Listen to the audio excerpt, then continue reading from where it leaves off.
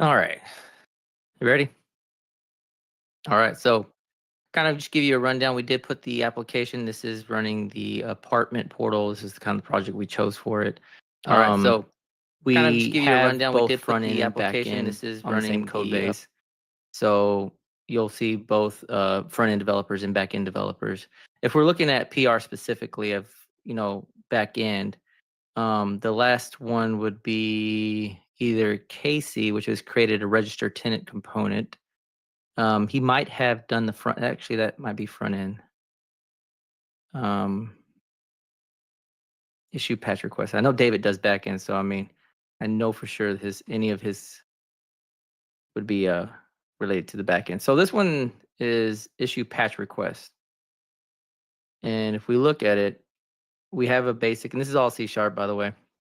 So we do have some headers over here saying HTTP patch, which is going to give an ID. And the point of this is to update an issue. So the question we're kind of going through this right now is, does it do that? So one of the first things we think about is when we're issuing a patch request is it going to be able to handle the edge cases? So for example, in this edge case right here, if the ID doesn't match the ID coming in, then it's a bad request. Why those two would be off? I don't know. That'd be a good question, but you could. And then from there, we are sending a request to a repository pattern. And based on inactive, we're going to see the status response on those. And then we're going to get the first one out of that status. And if it is null, meaning that we didn't find the first status, then we're going to churn a bad request. Then next, we're going to go into get async, where we finally start to get the issue by the ID. And if it could not find the ID, it's going to return not found. So these are all kind of valid responses, which you would expect out of a typical patch request. And then for the status ID, if it is complete, then we're going to return the status ID. Otherwise, we're going to set the status ID to the status ID. So that's what that's doing. And then we're updating the issue here. We're updating the whole object that's coming in. And the whole object coming in would be whatever this issue patch request is. And then we're going to save it to the database, and we're going to return a 200, which is okay. And that is what a patch does for this. So that looks good to me as far as like if I was to check this as a PR,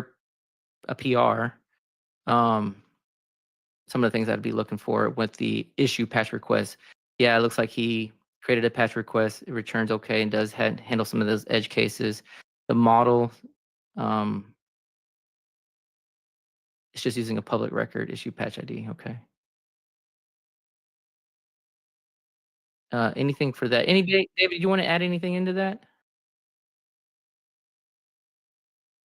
Not necessarily. The only thing I was looking at right now was maybe having like the magic string value of inactive on line 114.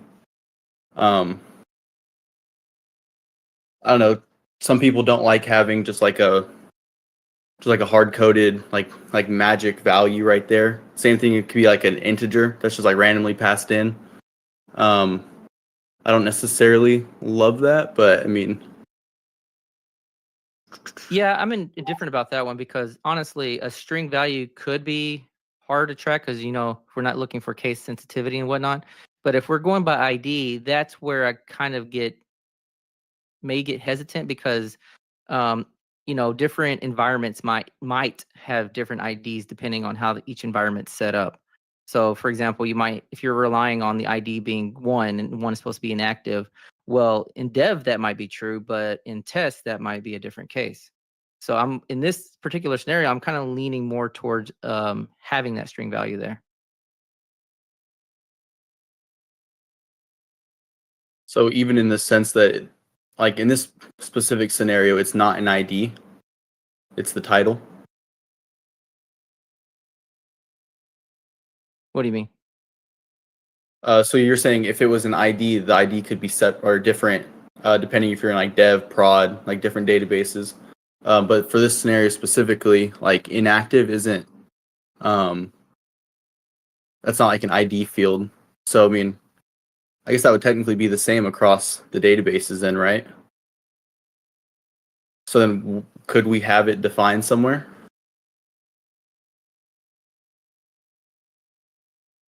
I'm not sure I'm following there. Okay.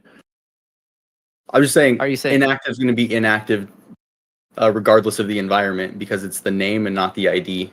right, right, So no, right. defining it somewhere else for the entire project, we could still do that then, right? Defining like inactive? Yeah, just so it's Are you not talking the like about hard coded in value passed in. yeah, you could do that with a enum. You could. But that enum again would be different because now you're kind of saying, hey, is that enum request is it related to one? Maybe that enum is a two, right? But you're still having that same issue. So um in a way, you could create constants with an object. So you could have a static class where you're creating constants, and those, like for example, you might have a constant inactive. That'd be the name of the property, and then you might set it to a string value of inactive, and you can use that. Okay. Yeah, I think that's kind of where my mind was going for an alternative solution. That makes sense. And that's just for like getting their. Go ahead. No, yeah, we're good. All right, we can go look at the next one.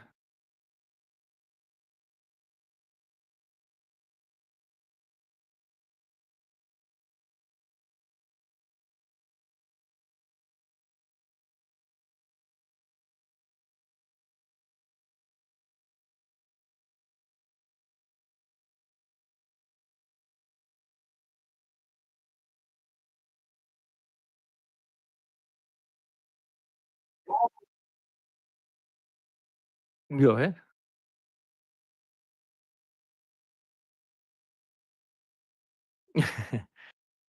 Well, let's see here. We do have some commits here. Okay, I'm trying to get caught up on this one. The files changed. We have 5 files changed here.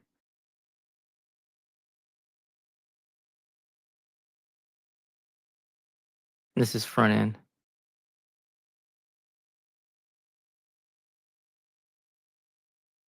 We just have comments.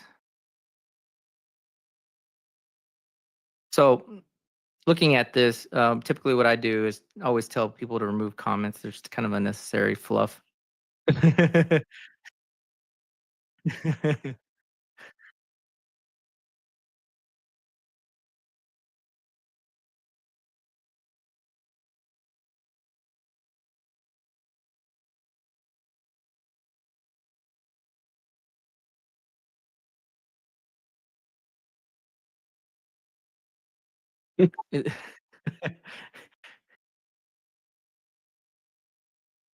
Dang, who approved that one?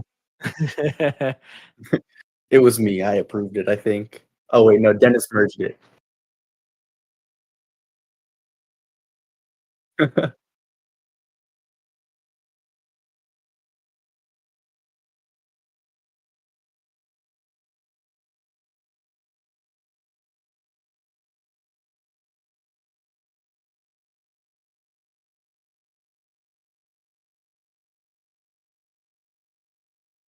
Right.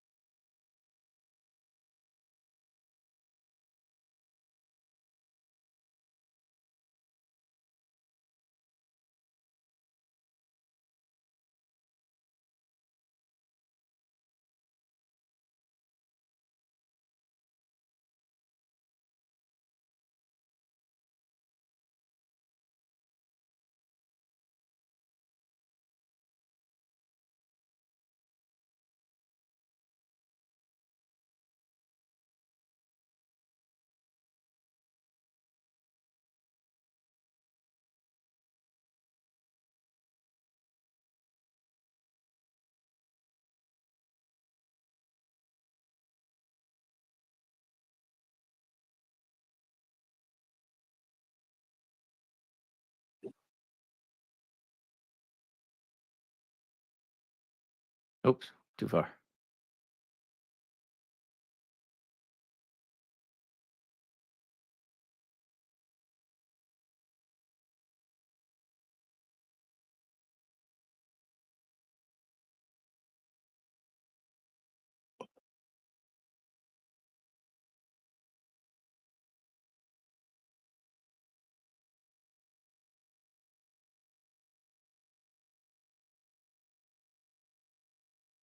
Yeah, I see that. Can definitely make some improvements there, and just saying that, hey, we're not importing these correctly in the same format as the other two are, and it might not even be the same format these two are right here.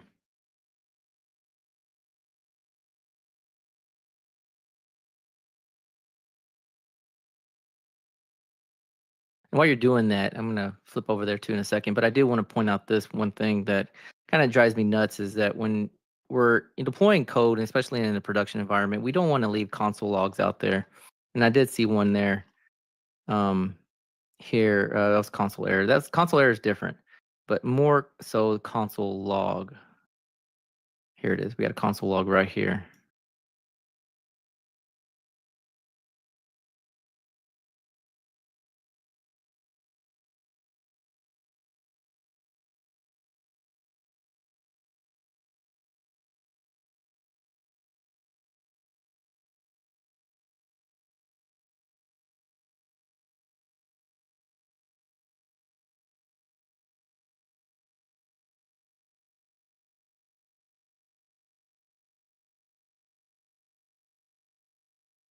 Right.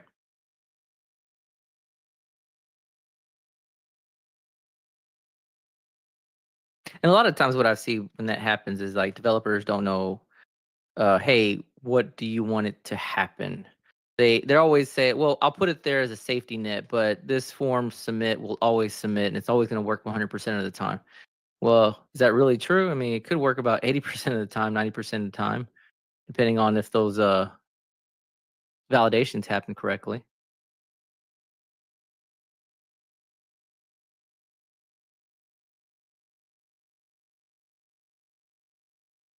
So I'm going to flip over here to the form inputs.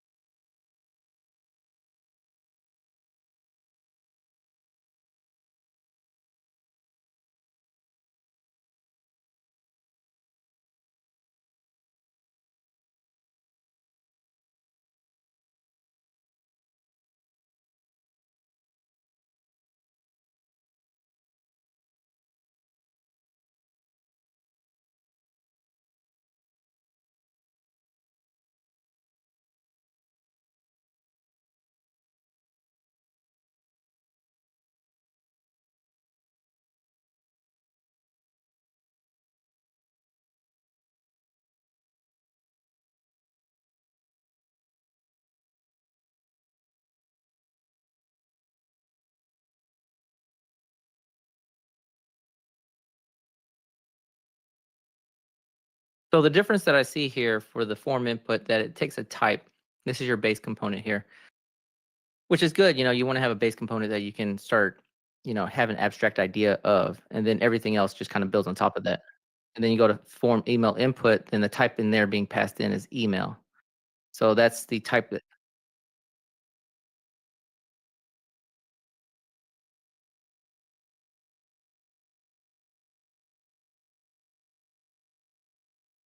They don't have the answer for that one.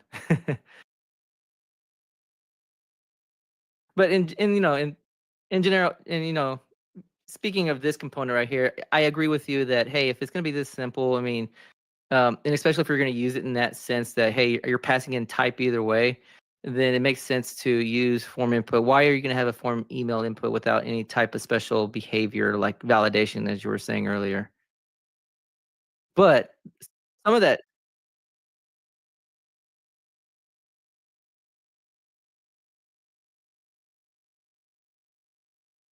but we do have to rely on the default behavior that HTML provides for the type of email, right? Because it by off the back, it does offer some validation.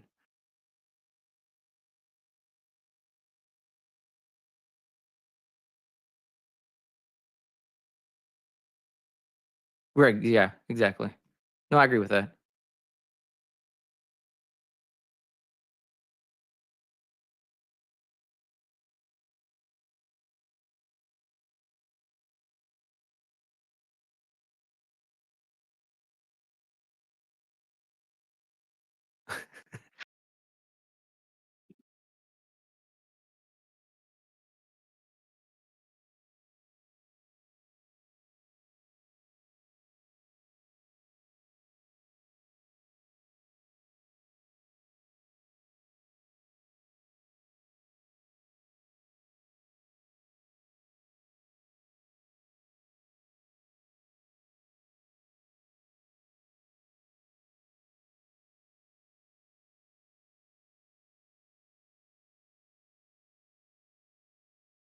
Right. David was mainly the guy. If you want to look at PRs, You could yeah, you filter look by for David. author if you want to look for something back in. It could be me, Felipe, Casey early on, Z.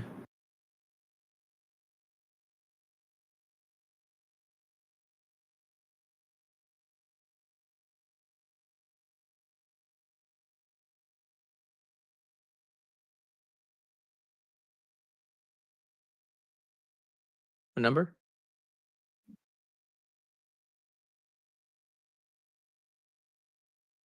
All right.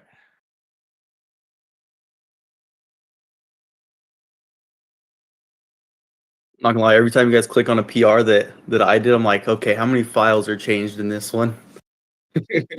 Did I actually stick to the PR in this PR? That was actually a question that was brought up quite a bit during our during the cohort. Is like, hey, I'm making changes to XYZ for this ticket, right? But I know that I can add this little feature in, but it's not part of XYZ. Should I go ahead and do it? What are your thoughts on that, Danny? So one of the questions I got during like the cohort was like, hey, if I'm doing a task or a ticket and I'm supposed to be completing XYZ to get that feature in, but while I'm doing that, I find a bug or I find something I can tweak real quick. Should you make that change or should you not?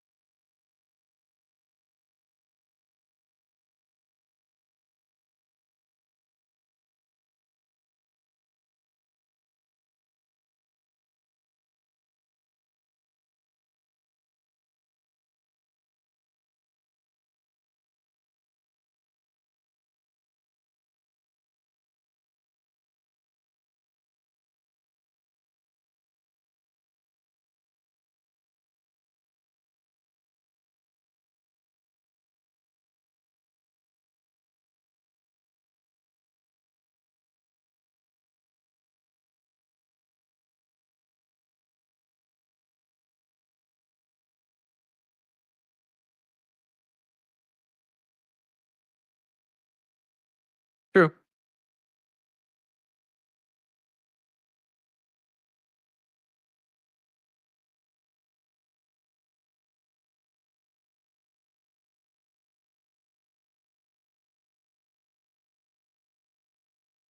Yes, I do too. I have so many stashes. But and yeah, I just delete it after a while. Keep them cleaned up.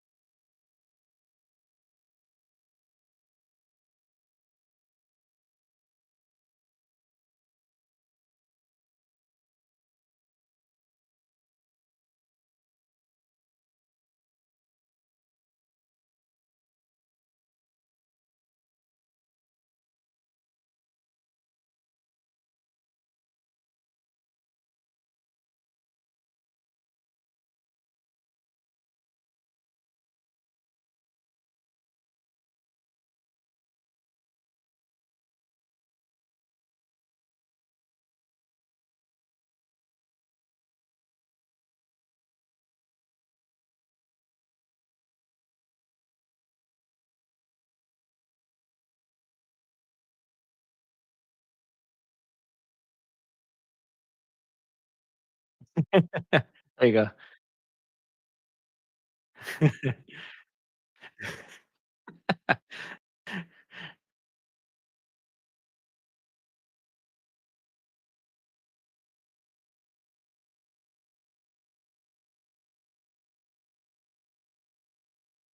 Who's the guy on the far left? That is a good question. Can't that change depending on who's watching, right?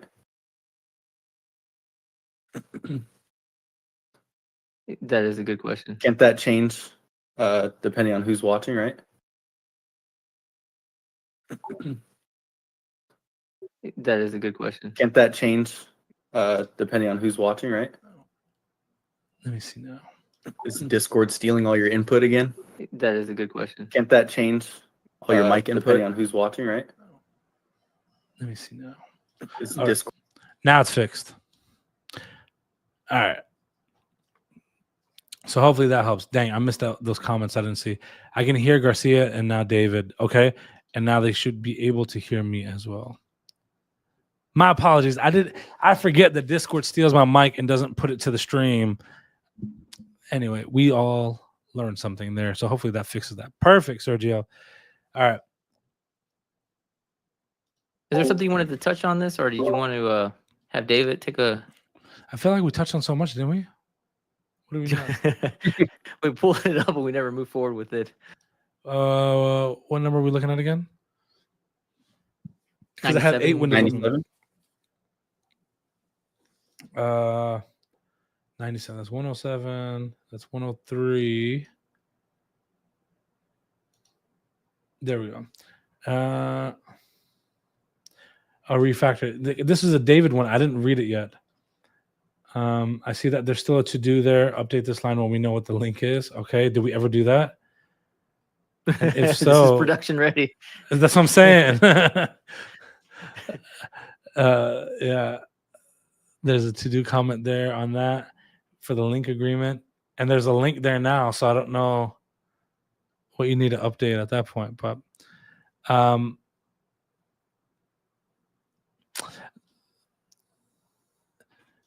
if it needs a Well, I parent mean, appointment, yeah. Going back to what you were saying earlier about, comments. One of the things that happen sometimes is that, when a whole feature is being built out, there's tickets being created for that feature. And different developers might be having different tickets, and they might be dependent on each other. So my ticket might come in and say, hey, I need to add this feature in, but I'm going to add a to-do comment here for the next person that picks it up to go ahead and pick it up from here and add that feature in next. Yeah. So to me, having a comment of to-do and listing out what the next step is to do would be a good comment to add in. And are you referring to something are you referring to the comments that you have currently pulled up as like a to-do comment? Like those ones specifically? Or I'm trying to figure out where Danny saw that comment of adding the link in. Just press right there. Oh, here it is. There it is. Yeah, that one right there. see 173 of the user's controller.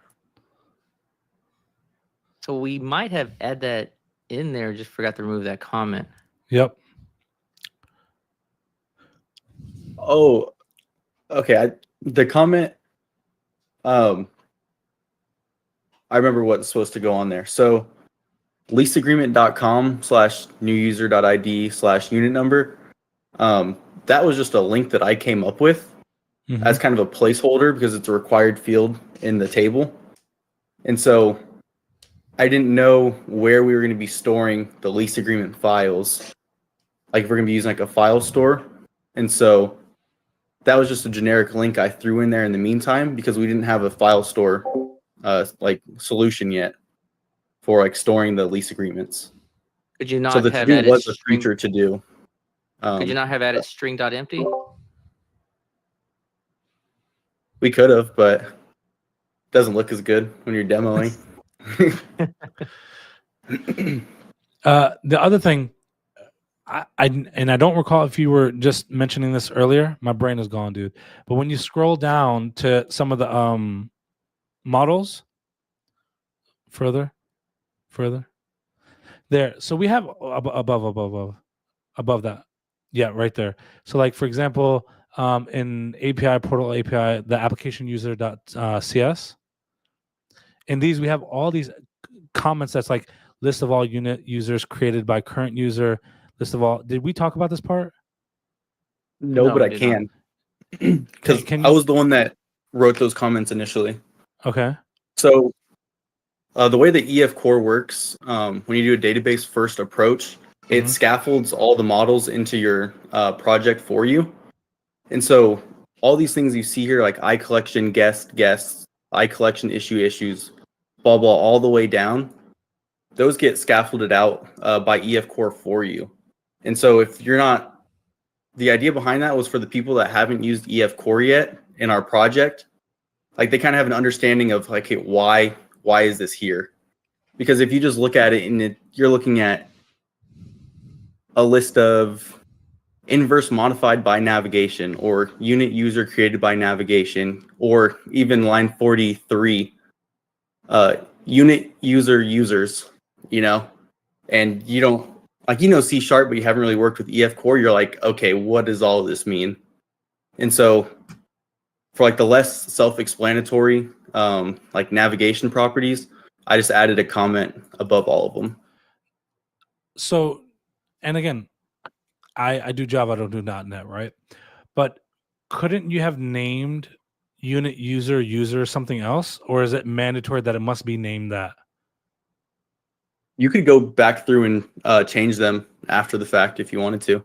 What do you mean by change them after the fact? Why couldn't you set that up the first time around? I think Because by convention, EF does that for you when it's scaffolding out. Is that it names it for you. And right, that's just one of the nuances of the ORM. You can take over that. You can override it if you like to, and that's what I think Dave is getting at, is that you can go back and update it. But based on the it's first more time of a headache. around, but on the first time around, it's not just coming up with unit users out of nowhere, right? It's getting that value and that name from somewhere. So like right, our bridge table. table. from the table. Yeah, So from the at the creation of the table, are we naming it unit users? no, it's taken it's taken two tables, and this is a bridge table that's going between those two tables. So we have the unit users and we have the users, right? And so the bridge table would be between those combining two. both names together. Right. But I guess where I'm coming back to this is we know that we're going to be using a bridge table and we're going to be using those values. So upon us naming these values within the tables, is this not something that we take into consideration for naming conventions, or we're just like, it's going to name it whatever it's going to name it, we're just going to deal with it?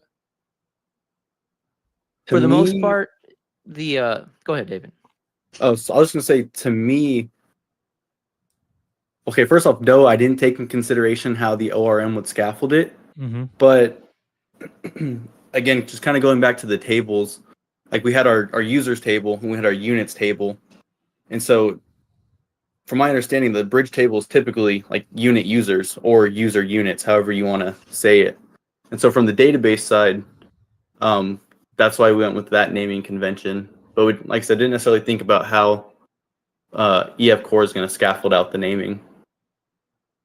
And that's generally something you don't really think about, right? You don't want to you want to couple your ERD that's going to create your database schema with, how an ORM is going to scaffold out its models based on that. It's just more of a naming convention. And like I said, you can grab it if you want to manually and adjust those. But more times than not, if you just want to create a quick and dirty project, and as you know, this cohort was only 6 weeks, it kind of just didn't give us enough room to explore the different options in the setup of an entity framework, the ORM, to say, hey, this is how we want to specify the tables. This is what we want it to look like. Give it more direction, and then let it do its thing, as opposed to, hey, we're just going to use whatever built-in schema naming it has and use that. You just taught me something. I've never come across this in this way.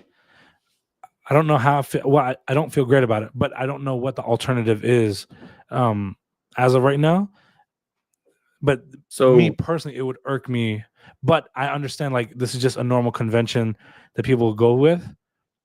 I really dislike it though, but that's more outside of your control and my control, and more with the C#.net kind of thing, where this is a path that I don't like.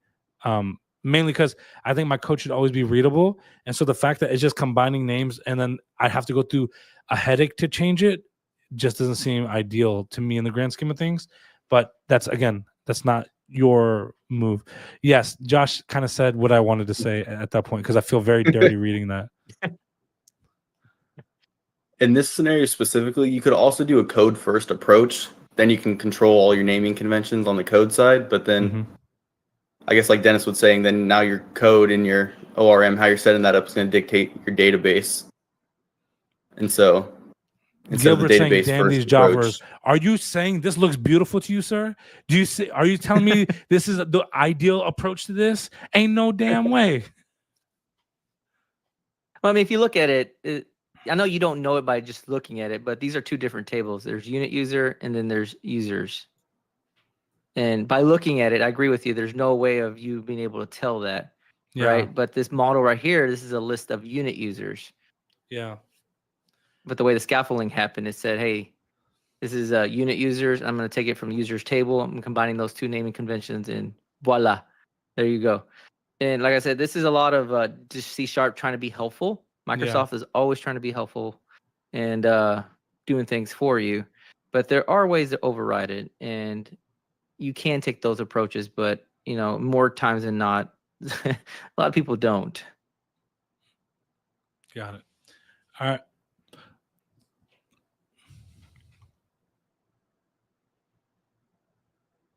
Let's continue. Is there something really like, is there, David, maybe from your perspective, is there like a PR or a feature that you're thinking of that's like, this was really good that you're proud of, so we could tear it down?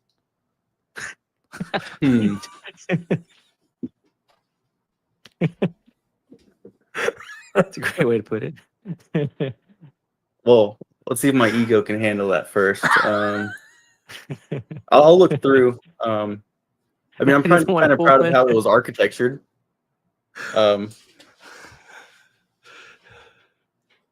Wait, say it again. Architecture what? I said I am kind of proud of like how it's architectured a little bit, like some of the design patterns that were used in it. I don't know if there's a specific PR that points to that besides maybe like the initial setup, but yeah, we look at the beginning of it. Probably PR 13. It looks like create generic repository and unit of work. But it's a big PR. It's 25 changes in that, or 25 files. There's a lot we could talk about. That means. All right, let's see.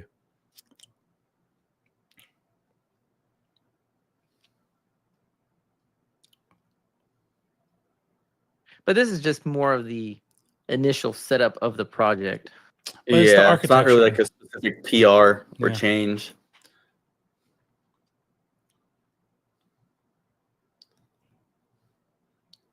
I'm scrolling through it right now.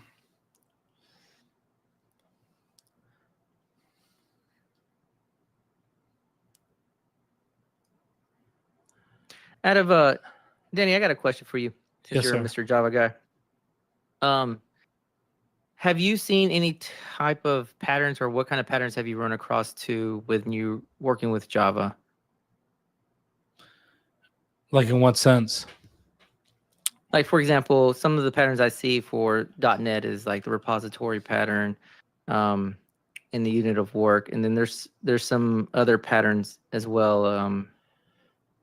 It's the clean architecture, right? That takes away and decouples the whole domain driven versus, how the business data is.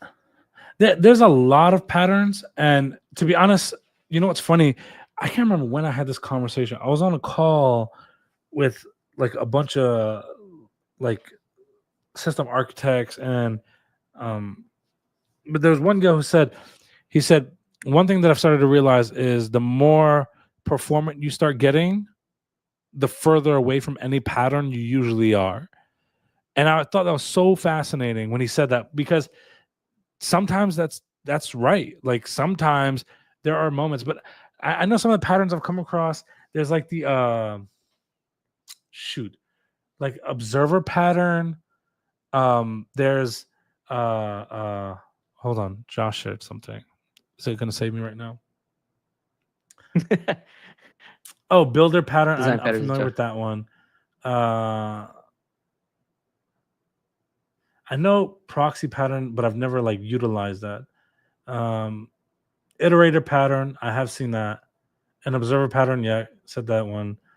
Some of these other ones, but no, everything else. To be honest, I feel like as long, especially with Java, as long as you're following some level of OOP, everything else falls into place. So you know, and the other thing too is like it really depends on your entire team following that same design pattern. Right. And so when you get Right. new people in or people from other teams that have a different way of doing stuff, it just breaks that pattern altogether. But generally speaking, like those are the few that I've come across. One of the things I started picking apart, I'm just going to bring in work into this for a little bit, is the coupling of the actual controller to data. So in the situation, I would find, that there would be, for example, you see a response here and it says return okay, which is a 200, right? And you expected it to be okay. But why would you say, hey, return okay in a data specific class, right? I don't think that should be done that. I mean, for me, your data class is going to be driving business logic. Your Agreed. controller is going to say, hey, you're either returning a bad request or I'm going to do something with this type of failure exception. I'm going to log it and I'm going to return a 500, for example. I mean, that makes sense to me.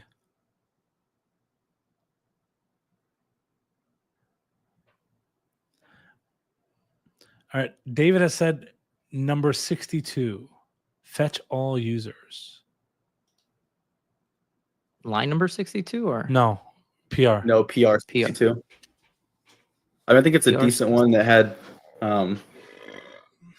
like decent changes. And you know what you did? I'll wait for him to pull it up. But you did something here that just saved you. Because I was about to pull out the paddle. But you did something here on line 33 and 34 of users controllers.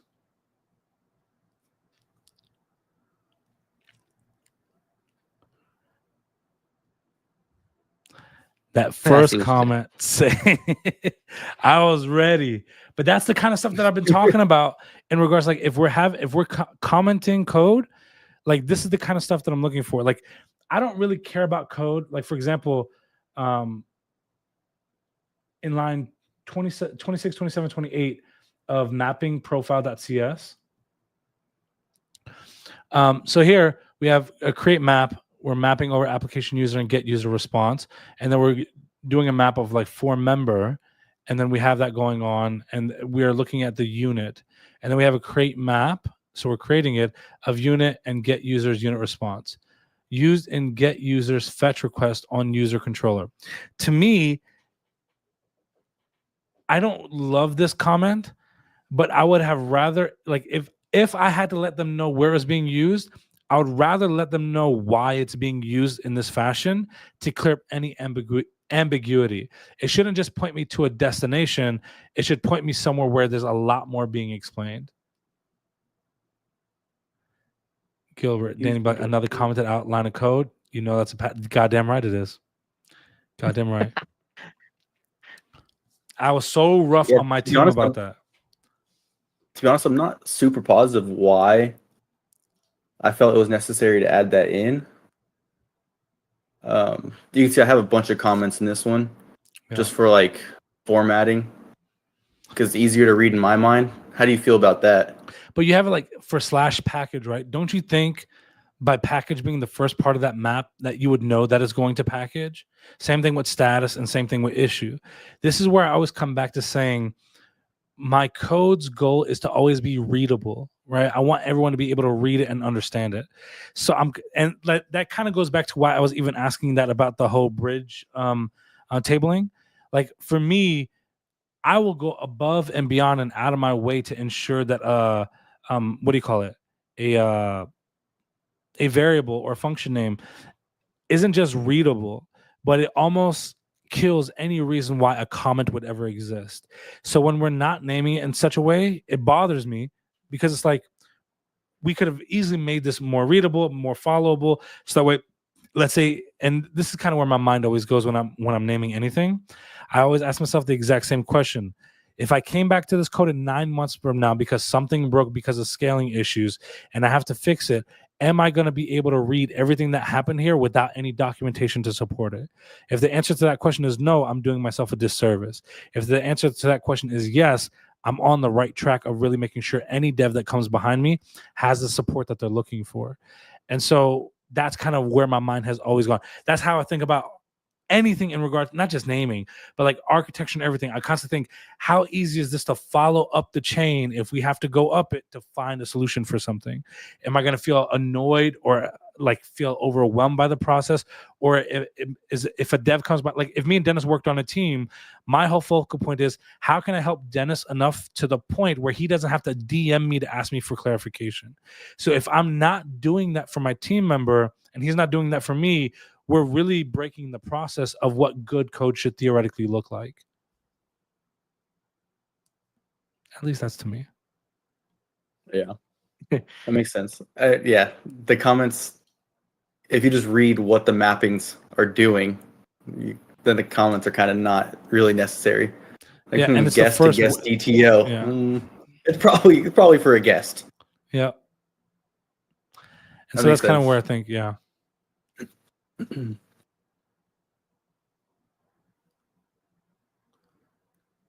Cool. And then scrolling down further, what else do we got going on here? We have get user response. We have a bunch of public strings and ints. Okay.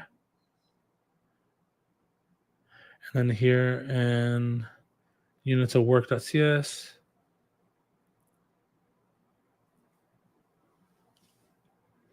So one thing about this that I kind of I didn't think about this until after the fact, but if you're looking at the iUnit of work.cs, obviously that's my unit of work interface, and Oh yeah, everything that's exactly what I'm looking at.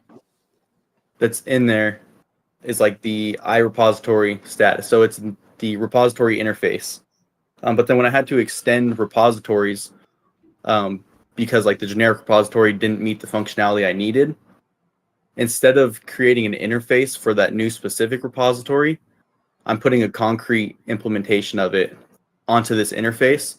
And I didn't think about it until basically after the cohort that it probably would have been better to have an interface in this instead of a concrete class.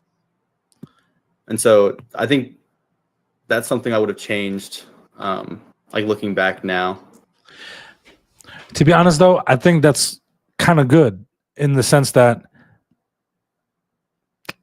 how to explain this? If I'm being real, I don't think there's ever been a time where I've ever looked back on code and couldn't think of a better solution, right?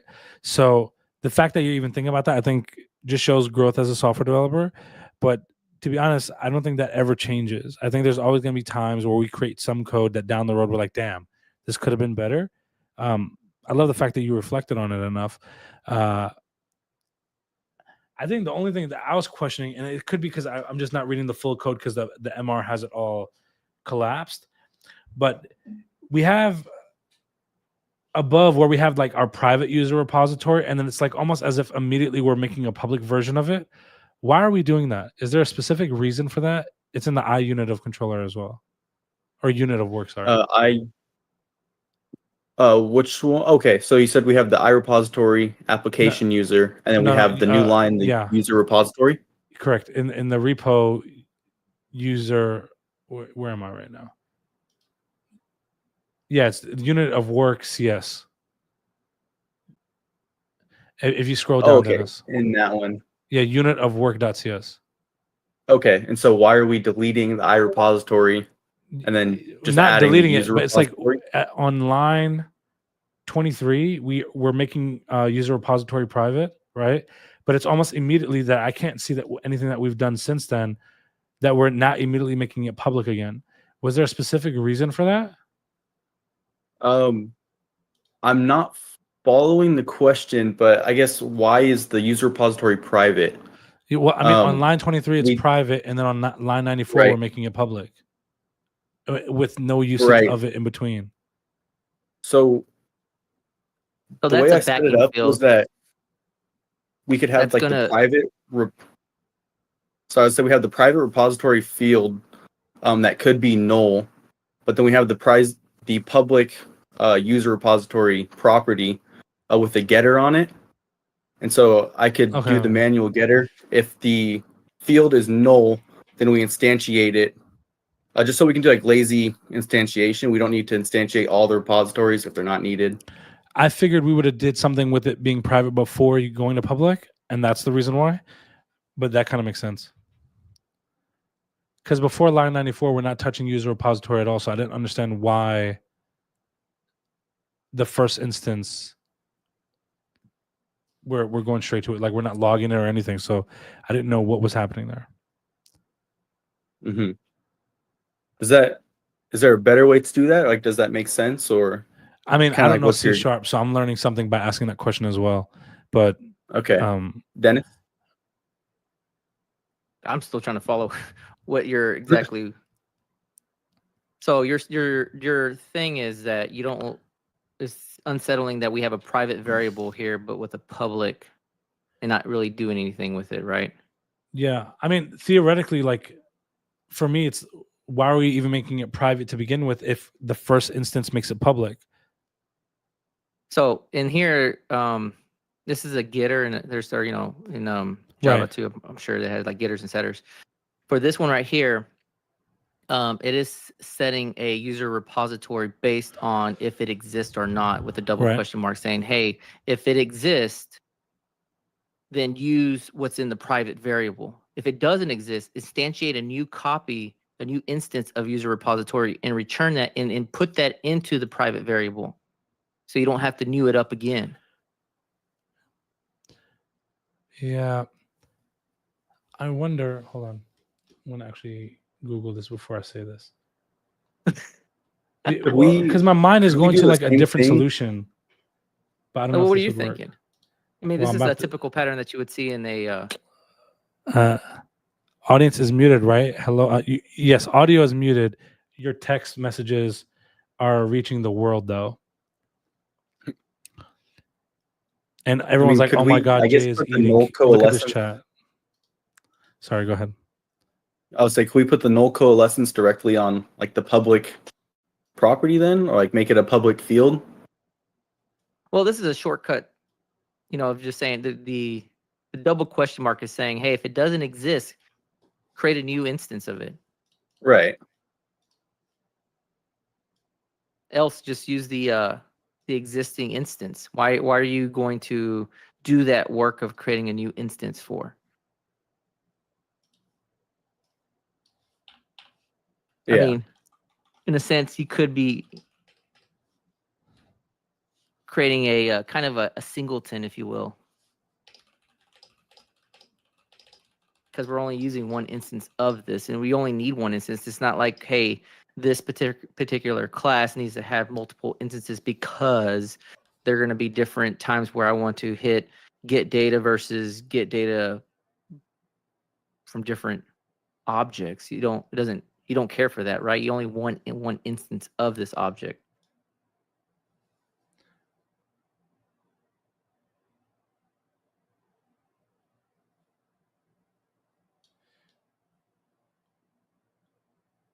Yeah, so I'll even show you. This is kind of where my mind was going to. So this is the first thing my mind thought of. I'm going to drop it in the chat. But I'll show you the second thing that my mind was going to as soon as you started talking about it. So I even asked ChatGPT, I'm like, am I crazy for thinking this was a thing? And it basically kind of said my thing was right. So like we have the and so like I gotta verify. ChatGPT is going to agree with you with anything you say. That is true. That is true. ChatGPT often reminds me of my mother, and meaning I'm Yes, dear. always a great little boy. But that's kind of where like my mind was kind of going to with this. If I saw this at work, I'd question it real fast. well, we don't work on the same team, Yoon, so I don't worry about that. But like, no, the thing here is it's the same thing that I even think about with JavaScript. It's like if we have a chance to use, let's say, a ternary or an immediate invoke function, why aren't we using that instead of bringing out an entire, in this case, like an entire getter function the way that we did? I was like, man, seems very verbose for what we're trying to do here. So my mind kind of went to this. That was my immediate reaction for the top one. I'm highlighting chat like you can see that. I apologize for the first thing that I put, but the second one was kind of because you said in regards to like lazy loading. I was like, oh, this could be the solution that my mind went to in regards to that. But the first one was honestly where my mind immediately went to when I was reading everything. That's kind of why I was asking the question that I did.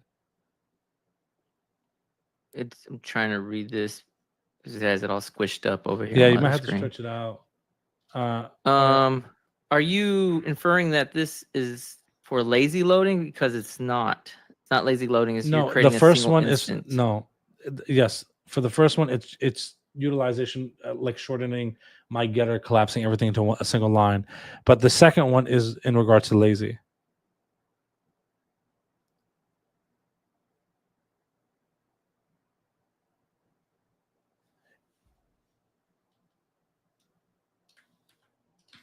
I'm hesitant to pull up my notes because I'm afraid that I'm gonna have some passwords on there that are not shown. I don't want to share my screen.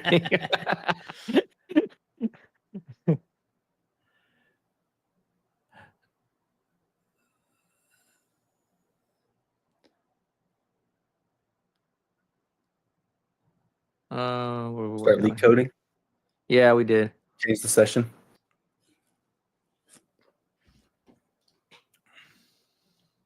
So this is the first one. Private user repository. And so instead of making a full-on function, that arrow function essentially means like compute and return this function instead of using like a whole entire get block. Then you have your nullish coalescing at the side. Oh, that will yeah, you could do that. I mean, yeah, that's a thing.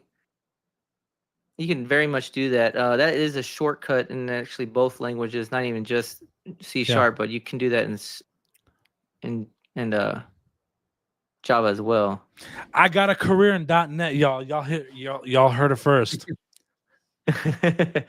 Well, I mean, the languages aren't very far apart. Yeah. And I think Josh posted the design patterns from the Guru for Java, but that also translates easily into C#. I don't like the way it centers everything. I don't know why it does that for. So this one right here is the second one you sent me. Yeah, because he said Where- specifically about lazy repos or lazy loading.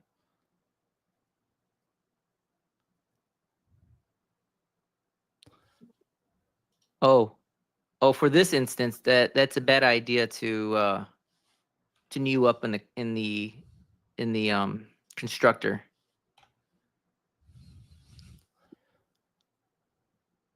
You don't want to create a new instance or instantiate anything in the constructor. But for lazy loading, could take both approaches here, where we do this on top and have a combination of those to do the lazy loading. But yeah, that's the same thing right here that you put up here for that. That's just the more verbose way of doing it right here. But we can definitely use an arrow function here. That's what I'm talking about. Arrow functions. There you go. Whenever I can use an arrow function, and that's front end will. or back end, yeah, because it's so much easier to read and go through. And then if you think about the rest of that file, if they were all arrow functions, number one, the file would be significantly shorter, but so much easier to read in general. Can I? No, I can't do it in line. Okay. Let's see, can I edit here? But yeah, I get what you're saying. Yeah. To be honest, so answering some of the questions, Jay, is this a code review for one of the cohort projects? Yes. To be honest, I really want to get in the point. I want to get to the point where we are doing like 2 projects in an hour instead of just one, because otherwise it's going to take 4 months. And I know we have an entire Discord of people that have projects that want to get reviewed. I'm gonna say around the Discord projects that people are asking about. If you wrote something like PHP or Rust, we're not reviewing it mainly because we don't know it. I'm not ready to review anything in Rust. I haven't studied Rust. I haven't done anything with Rust. I'm not going down that path. But if it's in a tech stack that we're knowledgeable on or somebody can review, more than happy to do it.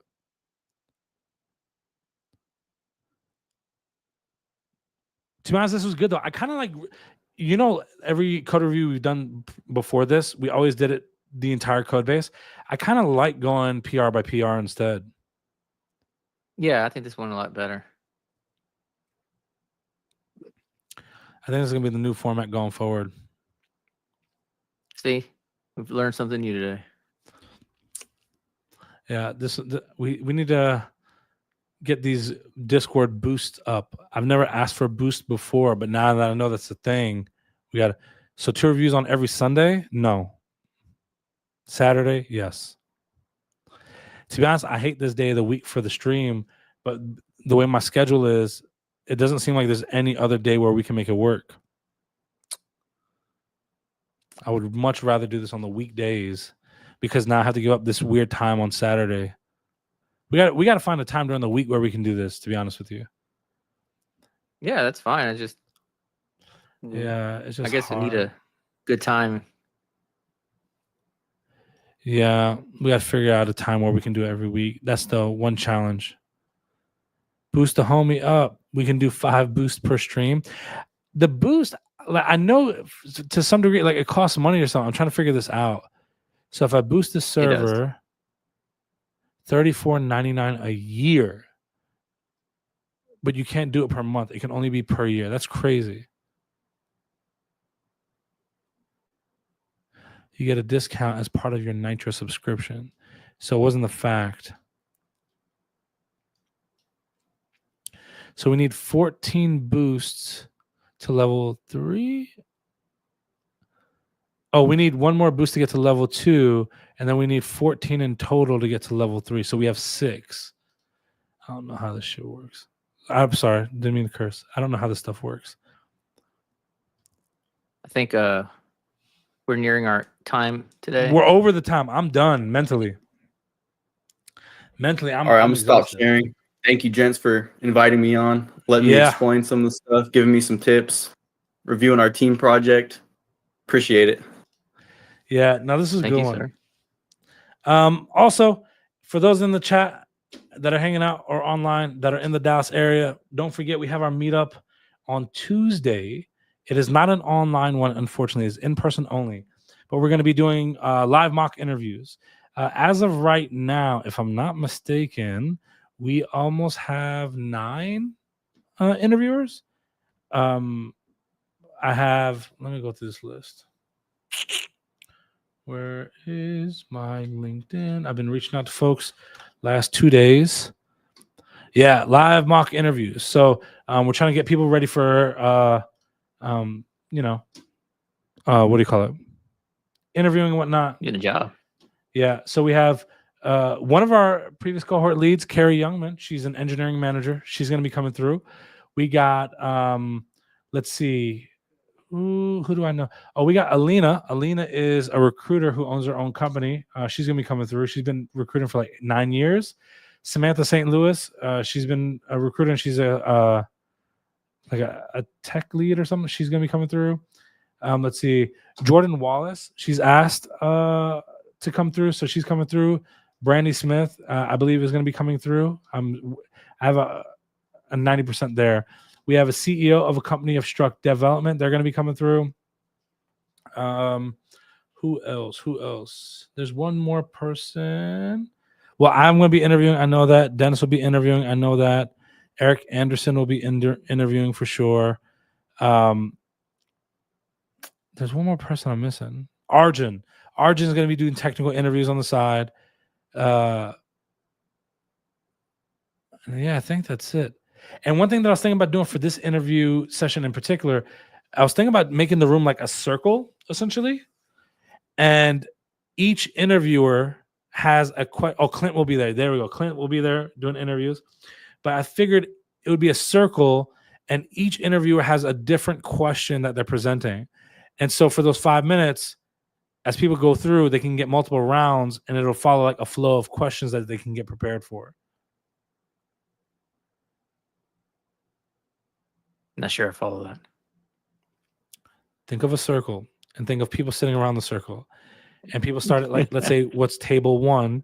Table one, they ask a question, they get a response, move to table two, bop, bop, three, bop, bop, in order like that, in a line So order. each one have different questions. Yep. So that way it's not the same conversation. They're hitting them from a different angle each time. Like speed dating, except I wouldn't know about that. I'm married. I don't think about stuff like that, sir. You trying to get folks single over here. Whoa, He's I like, don't know that he's like, trend that's the hack to escalated get fast. more meetups in the Dallas area.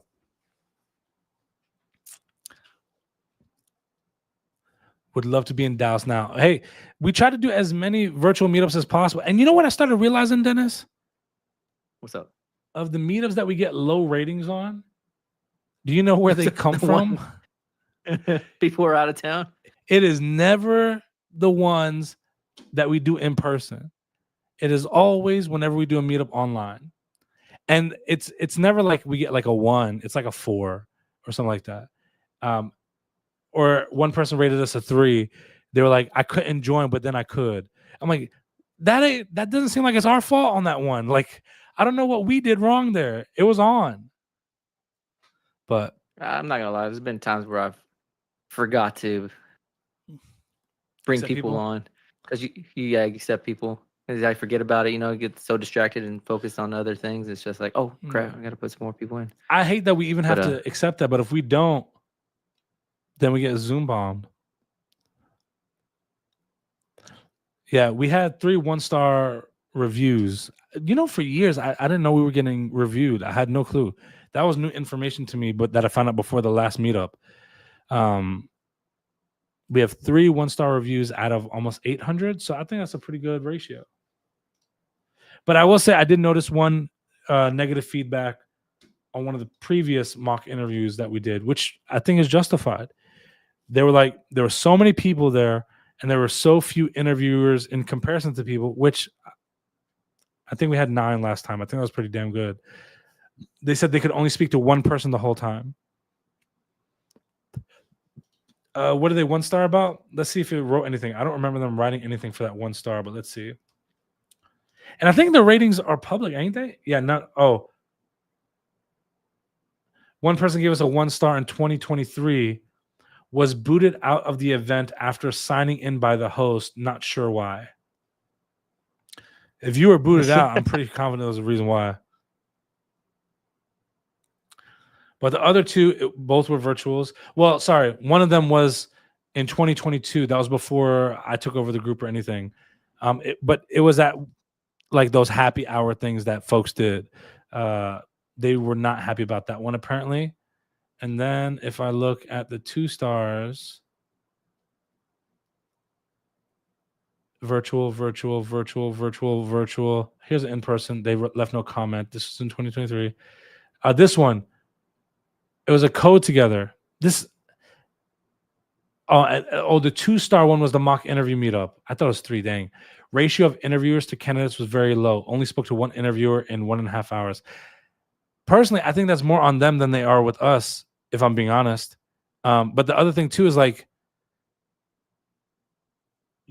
what do you want for free? I mean, we're when it's like, that's why sometimes I think like when we do stuff like this, and I know y'all get on me because everybody has said the same thing and I've been the one fighting it, but like charging for some of this stuff. Because I guarantee if we had like a fee of like $10 or $20, the number of people attending would be lower, but they would get all the attention that they really want.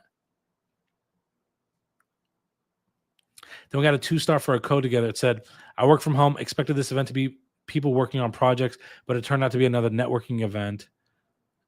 Regurgitating one's resumes to each other. I don't remember doing that at a code together. Food was a nice plus and venue was excellent. Just wasn't what the event stated it to be. It's like the one I put in. But it's like, what do we I'm do kidding. on that? Like, I don't know what they're expecting. They were expecting people to be working on projects. Like, I can't force folks to work on a project. And if they're talking to people that they enjoy talking with. Like, what are we supposed to do there? Probably subtitle the or the what do they call But hold on, let me go to code this. togethers with Hold on, the code together. Pretty much every code together. If I remember correctly, what did this image say? Bring your laptop, show off your projects, and meet other devs. So like, and the images were people talking together. So get help or give help to those that may need it. I don't know what more we could have subtitled it as. this is a networking event. I mean, it is, but it also isn't.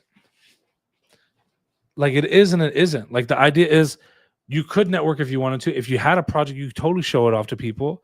I think the part This is, is and I something kind of about- felt this from the last. I think you changed the name to what was it? Pizza, Code and pizza. together or something like that. Pizza and code I had or a couple something of like that, people yeah. who were just like sitting in corners, just like coding along, doing their projects and coding on their projects. I had to kind of approach those people in order to get to see what they were working on, and they were working on some cool stuff. But I don't think they would have had that opportunity to show that off if I wouldn't have approached them. It's funny. You say this, and so I went to that New York Code and Coffee one, right? And one thing that they do that is cool is that everybody introduces themselves, which I'll be honest, the size of our groups, it's just way too hard to even imagine how long that would take. Where it's like a round circle, everyone just kind of says, "Hey, here's my name, here's what I do." La da da da da. If we were a smaller group, that would totally make sense. But as I was there, I was thinking, I was like, man, it would be really cool if at like some of our non-technical events or non like topic events, if we had a what I call like project showcase. But the problem is people actually coming up to show off their projects.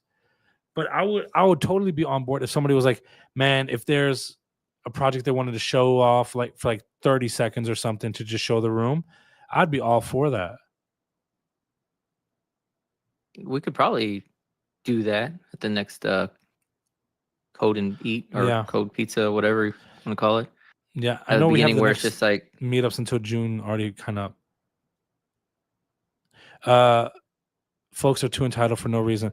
It's funny that you say that.